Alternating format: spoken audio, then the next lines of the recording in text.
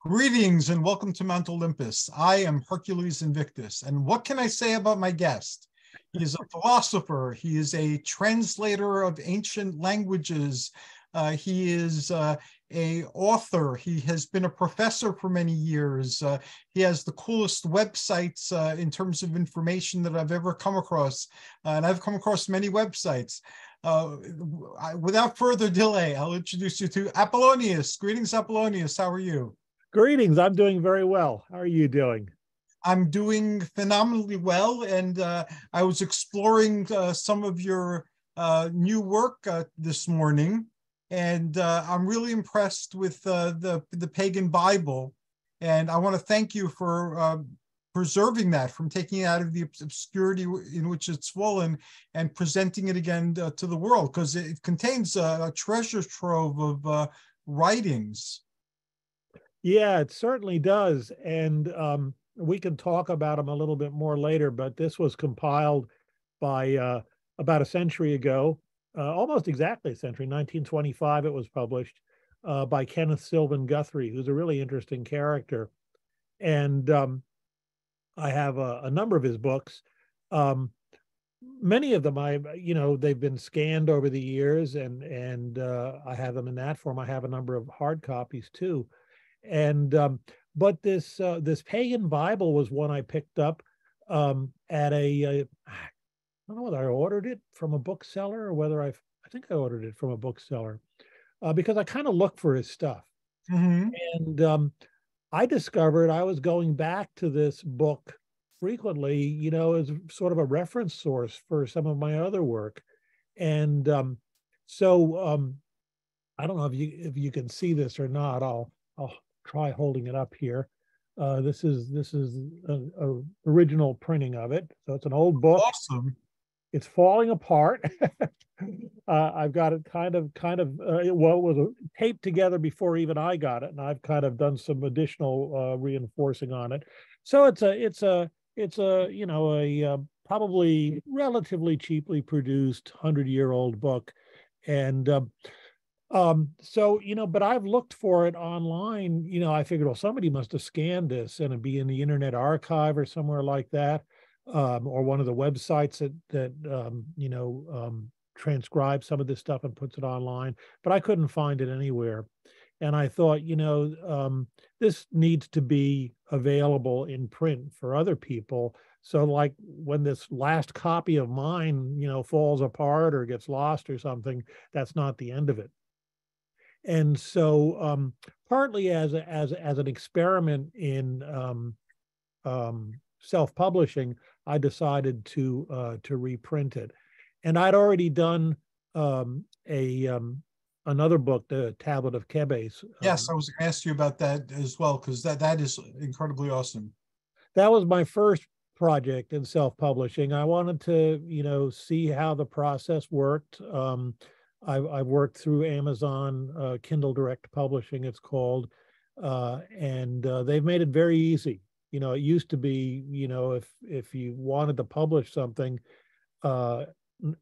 independently, not through a major publishing house, then it was expensive, and it required a lot of skill and a lot of just investment in time and equipment and everything else.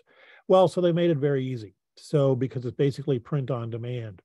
And so that means you don't have to worry about, selling a certain number of copies to keep it in print, which has always been the problem in the past, is that the kind of books we mostly buy, I suspect, and many of your listeners as well, are, they're kind of obscure, they're maybe esoteric, and they don't sell a lot.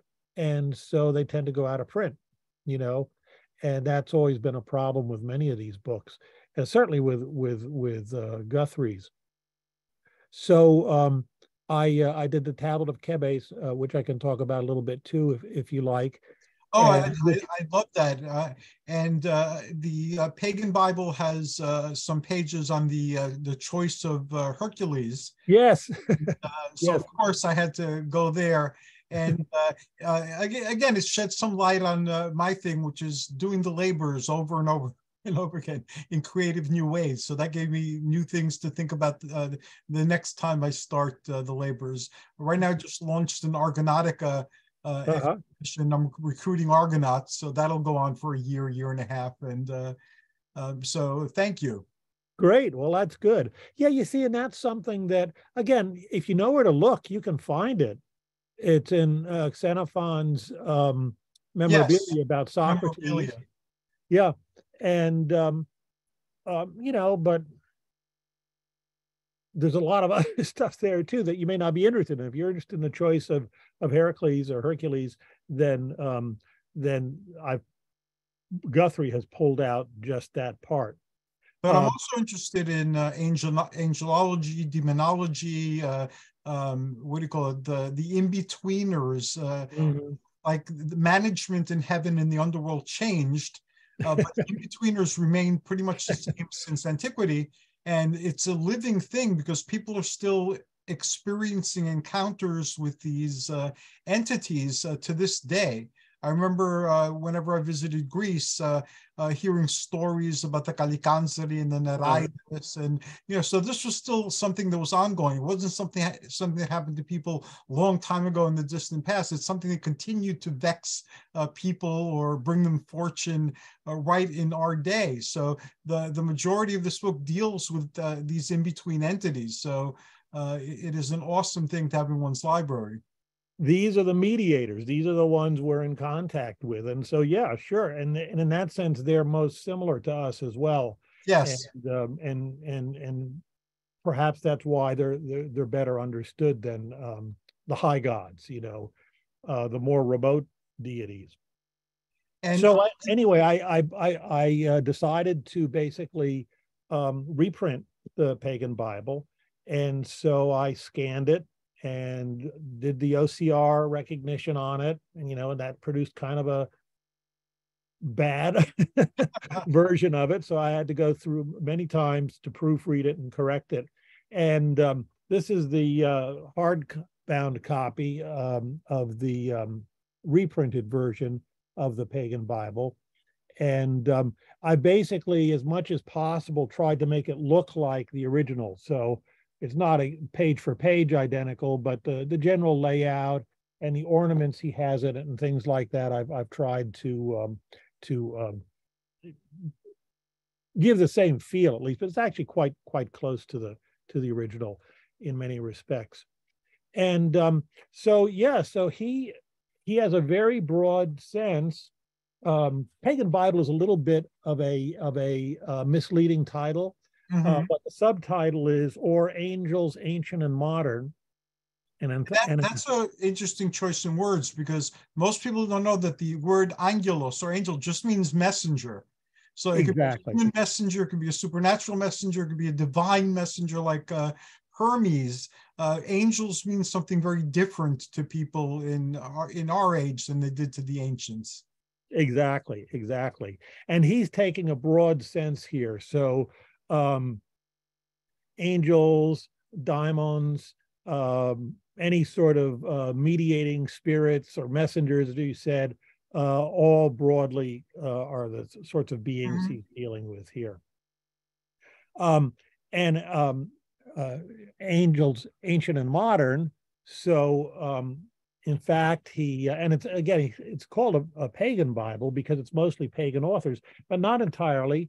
And he starts out, in fact, with just a couple pages on angels in the Bible, and also Zoroastrian angels. So he's going back to pre-Greek traditions there, which he sees as the source of many of these ideas. And then he has a number of ancient authors. Now, again, you can find all of this stuff, if you know the scholarly sources. You can find all of this stuff, but he brings it all together. So he's got Proclus. He's got a number of articles on the daimonion, or the genius. It's sometimes translated of Socrates. Yes. So he's got a couple essays from Maximus of Tyre. He's got selections from Plutarch's work on the he translates it as genius of Socrates, the daimonion of Socrates. Apuleius, of Golden Ass fame, Yes, but yes. was, a magician and a philosopher and quite an authority on ancient religion. Well, he's got some really very interesting stuff from Apuleius, nonfiction, we might say. Synesius, the famous student of Hypatia, who sort of converted to Christianity. He said he was free to keep his old beliefs. That was part of the deal. And who else? Homer, Hesiod, Plotinus had some about these intermediate spirits. He's got a fairly large section from, again, a Christian, Pseudo-Dionysius the Areopagite, Christian saint. But in fact, the person who wrote those works on the angelic hierarchies was almost copying, and in some cases was copying from Proclus. So it's another good source on sort of Proclus's ideas about these beings. And then some famous stories like Plato's myth of air from the Republic, about the guardian daimon that takes care of us between incarnations. A dream of Scipio from Cicero, and so on. I won't list them all. And then two other large works. One is, in fact, the Tablet of Kebes. So Guthrie's translation of it is in here. He calls it a Greek Pilgrim's Progress, but it's the Tablet of Kebes. And then, as you mentioned, also the Choice of Hercules also is in there complete, and a little discussion of Hercules' labors. And that was my door into your work. Well, that's a good door. It's the last thing in the book, but that's a good door. Well, I'm Greek. We said we do things backwards. So I got in through the back of the book, and now I'm wandering around exploring it. And there are some things I've come across before, but there are many things I really haven't, or I've heard of them, but I've never really looked into them. So this gives me an opportunity to do that. And I was thinking in terms of the early Christians that you mentioned as well. The whole concept of Christ meant something different, like angels and daemonis. It's unfortunate that that word degraded into demons. Just a lot of people think of the in-between spirits. And Christ too, to somebody listening at the Areopagos, to Paul speaking, it would depend on how they spelled the word Christ in their mind. Because with an ita, Christos with an ita means like a good citizen. So it'd be like a Mason or a Rosicrucian or an elk or, a Rotary person, somebody who was a benefit to the community. So there are cemeteries with lots of Christs with the ita. And if you're mystically inclined, you could spell Christos with an epsilon iota, the EI diphthong makes the E sound. And then it means like a medium or an oracle or, somebody who's connected to the divine and is anchoring it and expressing it in some way, in some mystical way. And then you had Christos with a iota, which is the one that the Christians, are explaining in their Christology. But and that comes close. That's kind of like an anointed person and so forth. Right. Very close to the Messiah of the Hebrews. But if you're in the audience there listening, it's like a Monty Python scene, because how do you translate that word? It will depend on what your background was. And depending on your background, you got something totally different. And they were doing, and Paul pointed out the unknown God. It isn't so much an unknown God as an unacknowledged God. Because the people at that time knew that when they were addressing the Olympians or even in the in-between spirits, they don't know everybody who's there, and they don't exactly know who helped them with something or who they're, who's going to help them. So they always acknowledge that there are some gods we can't acknowledge. Cover their bases. So the whole thing is kind of like a mistranslation, the way we've received the story. Well, and I mean, the other thing too is you've got three different layers of meaning there too, and people will get out of it the meaning that they're open to or that they're receptive of. And I think, I don't, that quite likely could have been intentional, I think, as well. I think so You'll too. find if you read all of the pagan Bible, he drops in a Christos there somewhere untranslated. So he's playing some sort of game there too, as a matter of fact. I don't remember which selection he did that, and it's probably in Dionysius, but somewhere in there, it's a what do they call those things that they slip into computer games and stuff like that. Subliminal stuff? Yeah, but no, just Easter eggs. huh? They're called Easter eggs, I think. Easter egg, exactly. It's kind of an Easter egg in there, appropriately enough. But I noticed that when I was going through it. So anyway, that's you mentioned the Pythagorean Pentagram Press. Well, I mean, that's just a name for this list of books that I'm publishing again through Amazon. And how did you come up with the title? Because that is a cool title. So I've wondered what made you put those words together and come up with the name for your publishing venture. Well, I mean, almost everything I do is in a broad sense in the Pythagorean tradition. Mm-hmm. And I consider it as sort of my 21st century version of Pythagoreanism. And so I thought, that's what inclined me to in some way make it Pythagorean. And something I've written about off and on for 30 some odd years is the pentagram. The pentagram was a Pythagorean symbol long before it was a symbol for Wicca, certainly, but also before it was used even as a magical symbol in the Middle Ages. It was it was considered the symbol of the Pythagoreans that they would use to recognize themselves. And it was called, and I'm going to use the ancient Greek pronunciation here, huieia, health, well-being, soundness, and I'll let you pronounce it the modern way. Yeah. Yeah.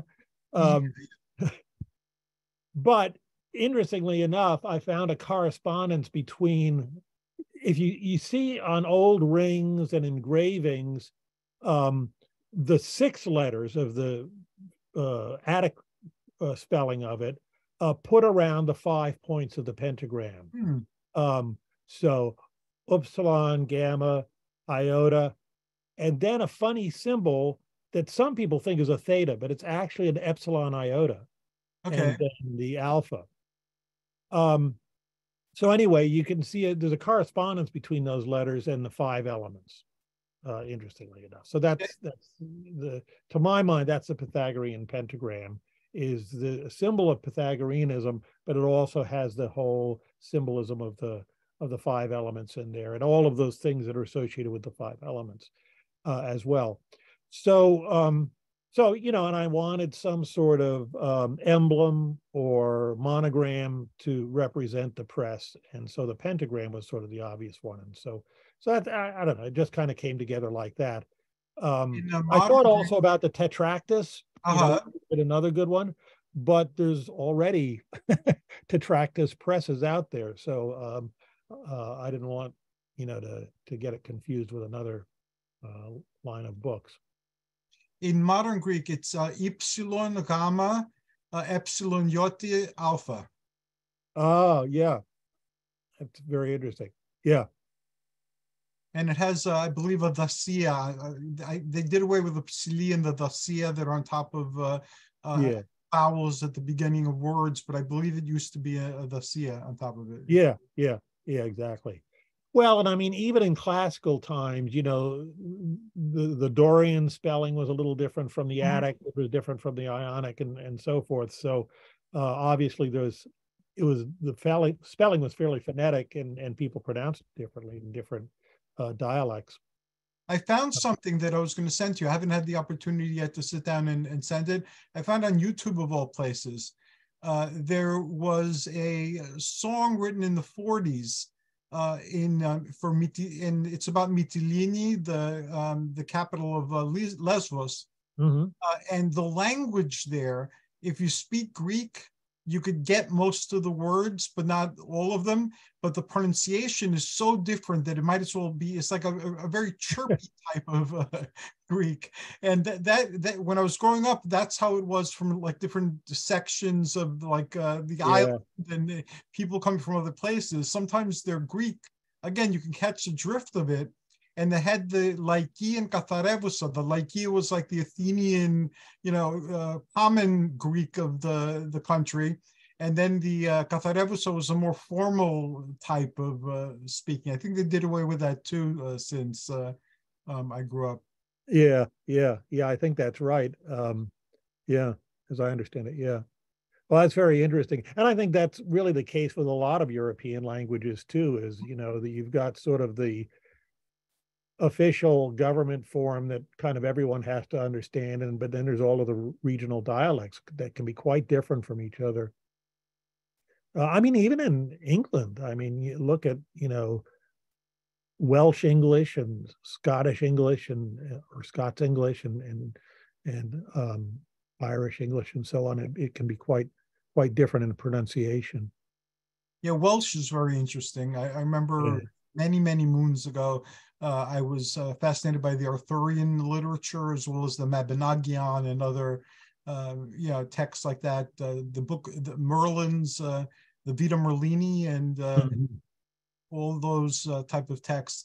And there too, the pronunciation, trying to get the correct pronunciation drove me crazy. And well, and the thing is too that the Gaelic languages, in a sense, use the Roman alphabet in a very different way from English, and so I find it very confusing, at least, to try and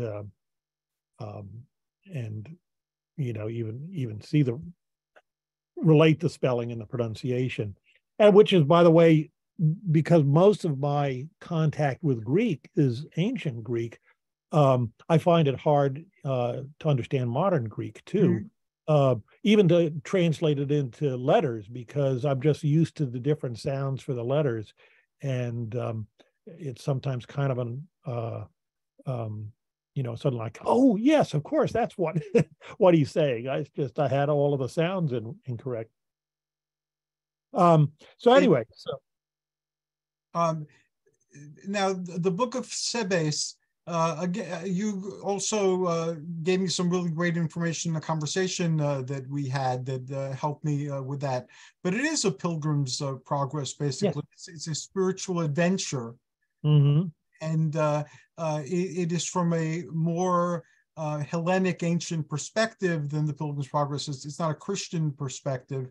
So that the way I saw that is it takes a branch of literature the one, again, associates with Christianity, and yet it's not mythic, where people are used to dealing with the myths through the Neo-Jungian and the Joseph Campbellian and other transformational psychology type of ways that people have looking at. And it opens up the doors to a brand new type of literature, which is very similar to Christian literature, that most people associate with Christian literature, but it's not. So I found that very refreshing, and I'll probably at some point when I finish with my current quest take that quest too and see where it takes. Yes, it is. I think, a very good quest, and in fact, it could be even turned into a kind of extended ritual, for that matter. Too.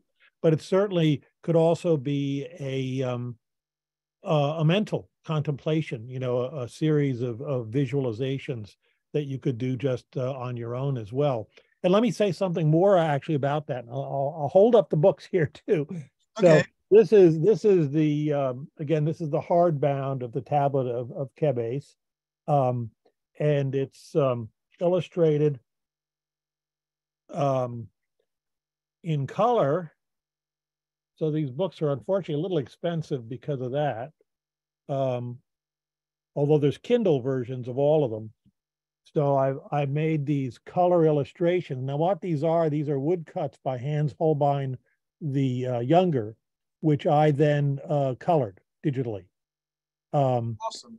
And so they illustrate because he did this big woodcut as a frame illustrating the tablet of Kebes, and I've cut out all of the different pieces of it and turned them into separate images.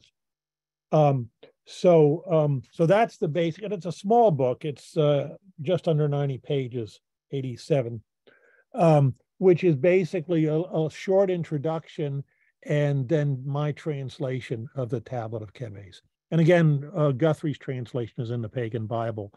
One of the interesting things about this is, again, it can be read at multiple different levels, and that's something I can talk about some more. But before I do that, I want to also show the latest book that I wrote, in a sense, and that's I called it, if I can get this to work, Kebes' Path to Enlightenment.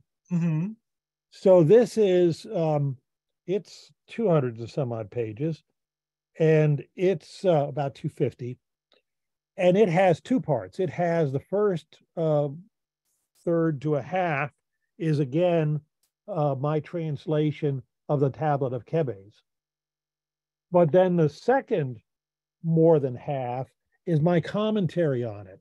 So this is where I try to explain the deeper meaning, because at a sort of a superficial level, the tablet is teaching sort of a Stoic philosophy of life.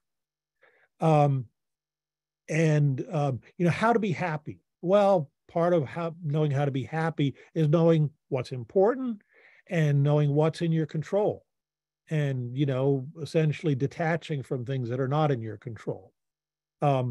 And that's what I would call the allegorical level of the text. That's the Pilgrim's Progress sort of thing. You've got figures called true education and false education and deceit and happiness, and all of these allegorical figures that there's no mystery about what they represent, because they're named. Titled, yes. They're titled. It's spelled out for you. But then there's a deeper meaning, which me and some others believe reflects essentially more of a Pythagorean level of meaning, and where it essentially is describing a mystery initiation. And so at this level, these different figures and events and places have a symbolic meaning that goes beyond a simple allegory. And so that's what I try and explain in the second part of the book. And I've generated a bunch of new images for that. I'll just show you one of them here. That's beautiful. So these were all generated with artificial intelligence using these new generative AI techniques. So this is truth, persuasion, and education, three of the figures that appear there. So yeah, I'm very happy with the. It took some work, but it doesn't usually, the generative AI does not usually just spit out a usable image. So it takes some considerable coaxing to get images that are good. But anyway, I'm quite happy with the illustrations of that. But you see, that's the thing that goes beyond sort of the simple Pilgrim's Progress and gives you an initiation. And this is where also the angels and daimons come into it too, because there's three classes of them that turn up in the tablet of Kebes. There's punishing daimons, there's saving daimons, and purifying daimons. So those three classes of daimons, which are described in the Pagan Bible in particular, appear quite transparently in the tablet of Kebes, if you know to look for them. So that's what I really tried to do in this new book as well. And again, I don't expect a lot of people to buy this, but I think it needs to be out there. And it's available again for people who seek it and for people who need it in their own journey. Exactly. So that's what I'm trying to do with the Pythagorean Pentagram Press, is get some of my own stuff, some of which has been out on my website for decades, get it in print, and also some other things that, probably a major publisher would not want to publish, but I still would like to be available. Print on demand is for many of these things a much more sensible way of getting them into print. And again, they do make it quite easy to have it. What I've done with all of these books actually is paperback, hardback, and Kindle. Really whatever form you want it in and can afford to pay for, you can get it that way. Now, you are self-proclaimed a Pythagorean, at heart. Yes. Yeah. You're best known, though, for theurgy and for philosophy, as far as I know. In those circles, you're a known name and you're famous, and you're a powerful scholar with a powerful voice in those areas. Are you also active in the Pythagorean community? How can we tap into that? Well, I'm not active in the Pythagorean community in a social sense, I guess you would say. So no, and of course Pythagoras was a philosopher. Yes, I mean, he invented the word, right? But a lot of magical work credits Pythagoras or derived from Pythagorean contemplations and understandings. He was a theurgist too. Mm-hmm. So that's why I say, in some sense, he's kind of the model I'm emulating. In some ways, I mean, in terms of his interest, for example, he was, one of the first philosophers. Arguably, Plato got a lot of his stuff from Pythagoras, from Pythagoreans. He was a theurgist, and later Neoplatonists and Neo-Pythagoreans were returning to more of the theurgical types of things that were in the Pythagorean tradition. So, so I view that as really, they go together: philosophy, the pursuit of wisdom, love of wisdom, theurgy, which is contacting with the gods, and also, the sort of the numerological stuff that Pythagoras did as well, seeing the numbers as eternal forms and the gods and numbers as being related in some very fundamental way, I think is correct. And again, we find that same sort of thing, Plato returning to it in his Timaeus, and Numenius and many of the other later philosophers are really going back to that kind of Pythagoreanism. And I think that's all, that sort of fits in with my scientific interests as well. Pythagoras, of course, was a scientist. And you're a scientist too. You're again a respected scientist. You've been published with your engineering and books as well. So you have a whole other dimension to your being that again doesn't really come out in this forum. Right. So that's kind of what I do, but I don't. I mean, I do some group rituals and instruction and stuff like that, but I'm not participating in any Pythagorean groups or mystical orders or things like that particularly.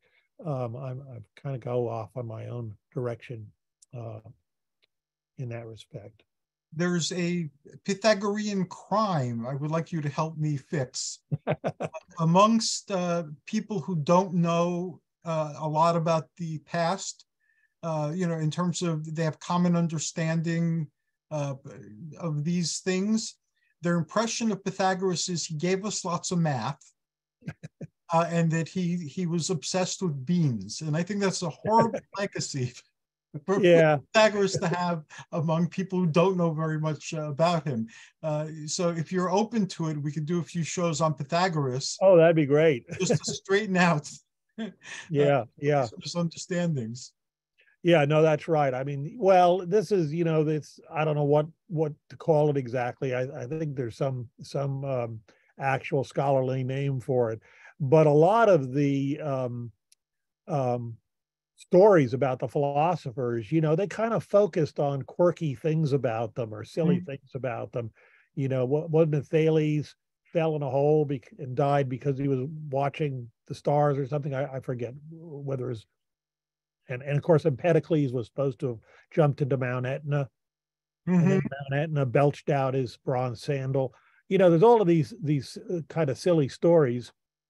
Um, and it's often tied in with their philosophy some way. So it's sort of a just so story, you know. And so yeah, there's Pythagoras and his aversion to beans. Um, And but even like Milo of Croton, who wasn't a philosopher, he was an athlete. He too had a wacky death story. His hands got stuck in a tree and he was eaten by wolves, I think. Something. yeah, yes, yeah. Well, these are great stories to tell, around the hearth fire or whatever. um, and they're entertaining, but it's really hard to sometimes try and separate what may be true from some of these stories. So one of the other things that Pythagoras is known for is vegetarianism, and Mhm. scholars don't agree whether he is a vegetarian or not. You know, um, but so something as basic as that is is also in doubt, because he recommended meat eating to I believe to some athletes, if I remember right. But I think, just like, in Christianity, the stories of the saints and, Mhm. the Old Testament stories and stuff like that, um, in many cases, the whether the story is factually correct or not is not so important. It's intended to teach some sort of lesson. And for instance, Iamblichus's Life of Pythagoras Mhm. is very interesting, and that was really sort of the beginning of his whole Pythagorean curriculum. And again, we don't know how much of it was true. Some of it was pretty obviously not true, but again, it's to teach a point. What does it mean to be a philosopher?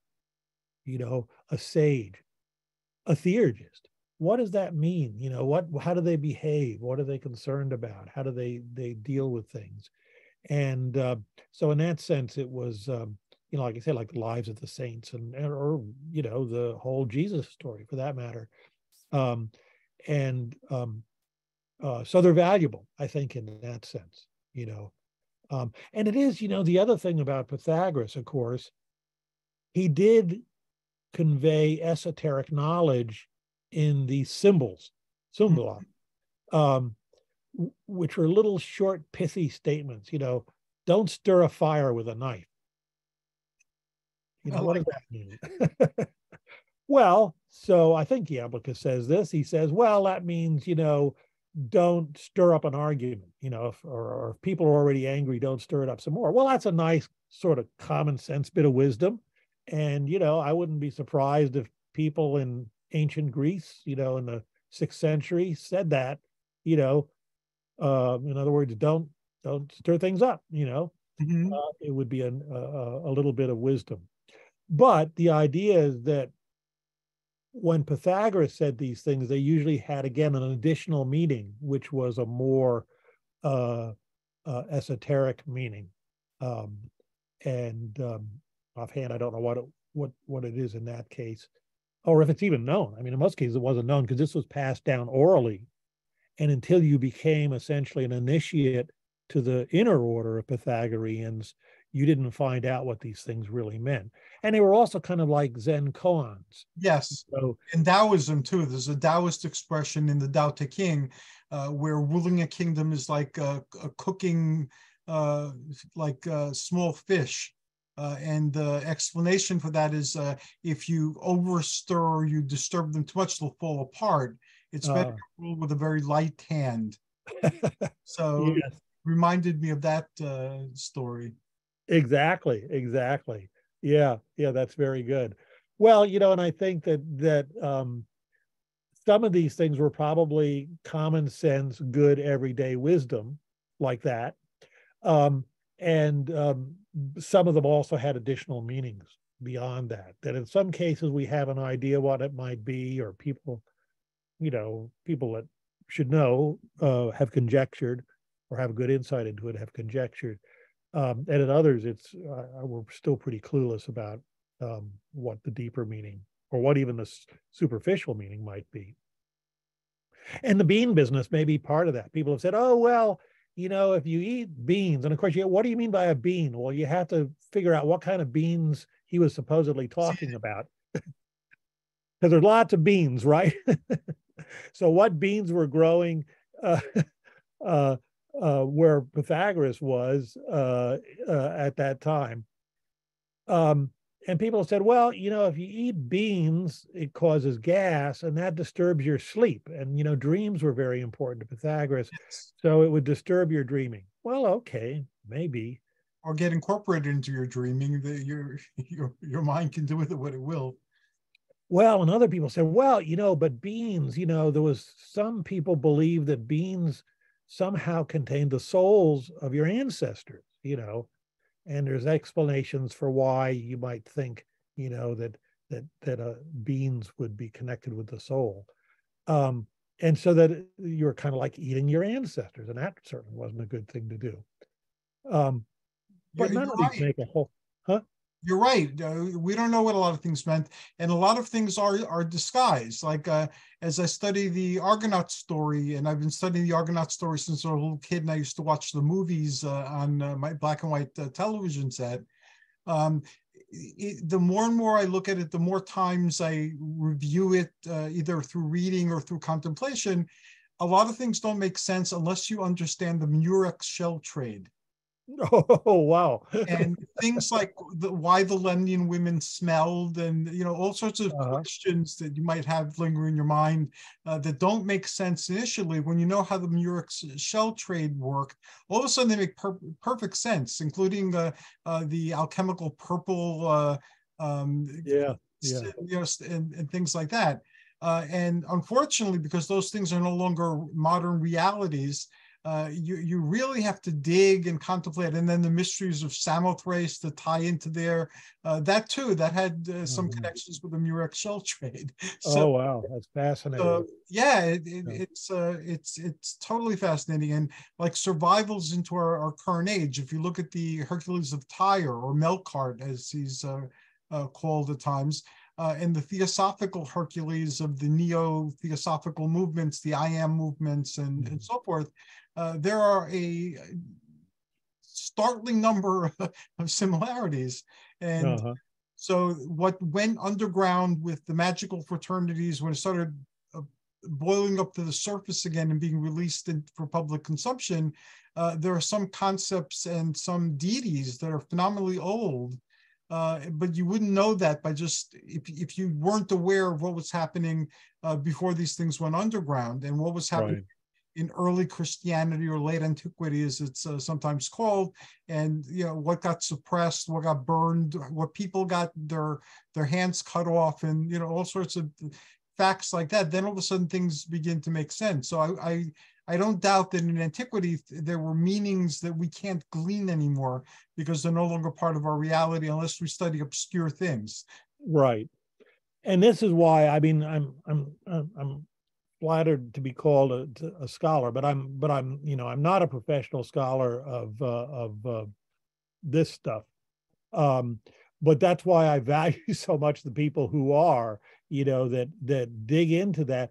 And especially if they have a sensitivity for it, if they have a feel for when there's something else going on, and they can see parallels in other cultures and things like that. It's so valuable. I love reading, especially translations or edited texts in the ancient language, where there's just, packed with commentary about, what this word could have meant, at this time, and what the parallels are, and all of this stuff.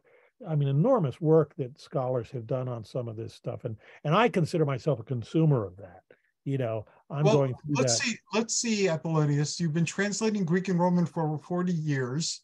You've been contributing to the knowledge base of people who are students of Greco-Roman literature and mythology and history for about 40 years. The resources that you've compiled to help people better understand these things. Again, you've done a heroic, you've done enough to bring you to Olympus to make you immortal in terms of the websites you put together to preserve knowledge. And you're still very active and are spending your retirement representing this ancient information in ways that modern people might find useful. I would consider that scholarly, sir. Well, thank you. I try to be a good scholar, but I also try and be aware of my limitations as well. Like I said, I'm leaning on the old statement of Newton, I think it was, about standing on the shoulders of giants. That's certainly what I'm doing. And so what I've tried to do is gather the information I need for my own practice and broader understanding, and which I get from all of these other sources and ongoing research. But then to make it available to other people, I figure, okay, I've done all the work to find this stuff. It's really interesting and useful in many cases. How can I make this available to other people? And so that's what I started doing back in the early 1990s when I made the Bibliotheca Arcana website, which is still out there. Neomphalos. Yep. And that's kind of what I'm still doing. I'm finding stuff that I think is useful for people that are practicing Hellenismos, or more broadly a Greco-Roman pagan tradition, and any sort of kind of esoteric or theurgical or magical kind of practice around that as well. And that's what I'm trying, my contribution I'm trying to make, I guess, to this whole enterprise. Your Llewellyn, the books you published through Llewellyn, they cover philosophy, they cover theurgy, they cover divination and oracles, and in several ways they cover divination and oracles. And you even have a Pythagorean tarot deck or oracle deck that you designed, and writings are on that. So you've done that's a bigger press, and that reaches a wider circle of people. So you've definitely made an impression on the people following this path. Yeah, I hope so. I hope so. And again, this is in some ways kind of like what Kenneth Sylvan Guthrie was doing. He, I got to tell this story. Okay. He tells his story. So he was active around the turn of the century, and the Pagan Bible was published in 1925. I forget exactly what his when his degrees were, but that's anyway the general time frame. He has a couple PhDs, an MD, theology degree, so he's pretty well educated. And a man came to him. He was a sailor, and he said, "When I was a miner in California, probably in the gold rush, but he was a miner in California." And he said, "I had these weird visions where a man was talking in an unknown language and proving geometrical theorems. And in this vision, I asked who he was, and somebody told me he was Proclus." And he had found his way from California. He was on ships, of course.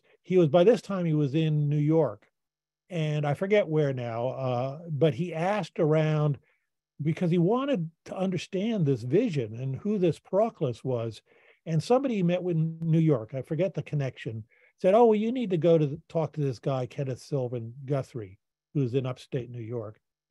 So he went and visited him, and he told him this whole story. And he said, "Have you ever heard of somebody called Proclus?" And Guthrie said, "Well, yeah." He was this famous Neoplatonic philosopher. And So anyway, this guy, whose name escapes me at the minute, said to him, well, we need to be able to read this stuff in English. I couldn't understand any of what he was saying. And where is it? Emil Virch was the guy's name. And so Guthrie said, well, it's really good stuff, but none of it's been translated to English. And so Virch said, well, can't you do it? I said, well, it costs money. And Virch said he didn't have any money. So Guthrie said, well, I'll certainly try and do it, because he agreed that it was important stuff. And so he started on a lifelong program of translating Neoplatonists into English. And he never had much money. The first I became acquainted with him is he published what he called the Pythagorean Source Book and Library. And it was, now this is not it. This is another one of his works. This is his Proclus's work. If you can see this, this is on really cheap paper and it's typed on a typewriter. And so this is how he produced his work. And he would send these out kind of like, a lot of esoteric societies in the early 20th century, and little pamphlets, 20 pages, 10 pages, something like that. And you'd subscribe to them and, get a pamphlet every so often. And so he published his stuff this way in these little pamphlets. These are a bunch of them bound together. And David Feidler, who you may know, ran across in a used bookstore the Pythagorean Source Book and Library. And he said, this is really great stuff. So his Phanes Press published it in 1987. It was originally published in the 20s. And that was my first encounter with Guthrie, was because the Pythagorean Source Book and Library is just a fabulous source of Pythagoreanism. And again, it was out of print on crumbling mimeographed sheets.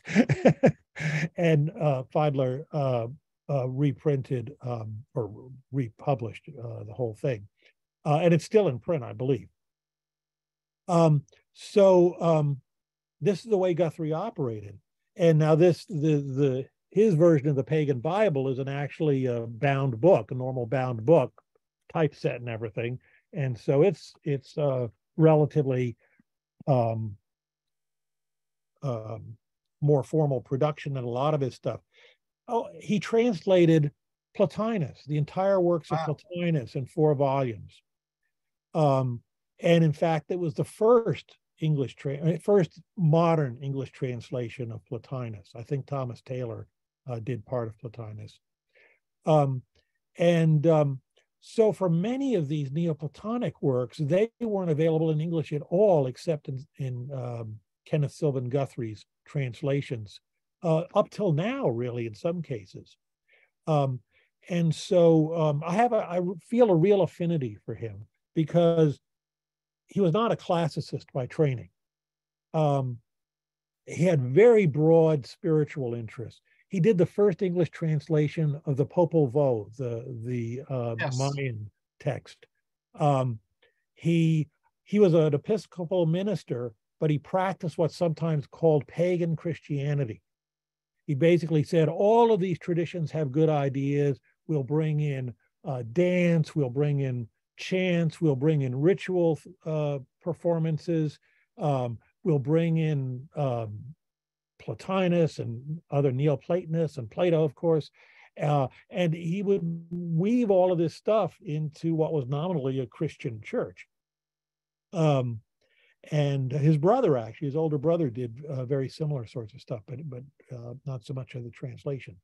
So he's done, in some ways, he's sort of a model for me, because he was making this material available that would not have otherwise been available in English, or outside of a very narrow scholarly community.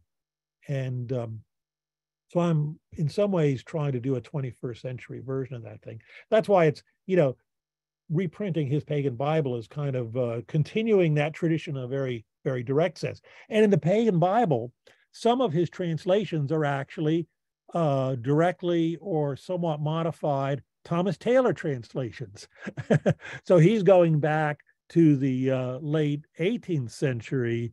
Again, some of the only English translations of some of these things in a few cases.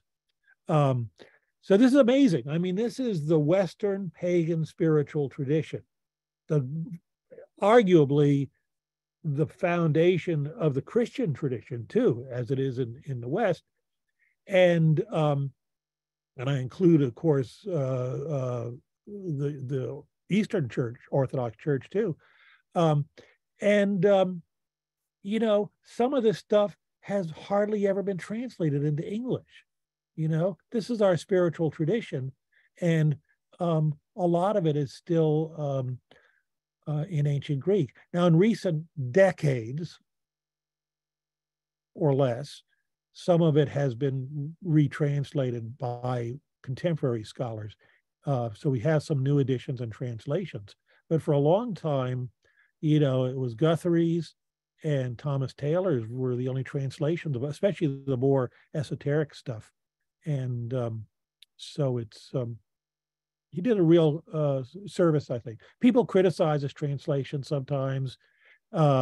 He was trying to do this stuff on a shoestring. He would sort of over the top sort of promotions of the time. Early 20th century people were promising all sorts of stuff. Read this and make your life be wonderful.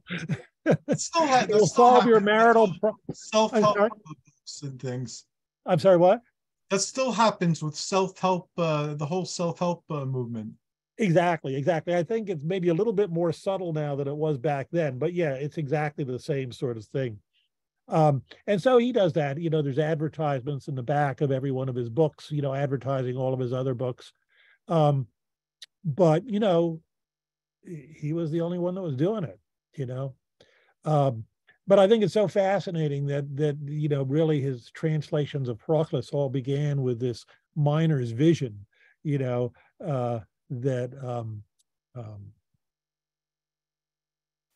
again, coming back to these intermediate spirits. Mm-hmm.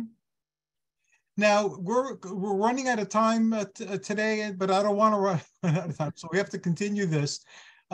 If you would like to talk about any of these esoteric topics, we'll create, if you don't want to do this regularly, we could do specials whenever you're up to talking about something, because this is fascinating.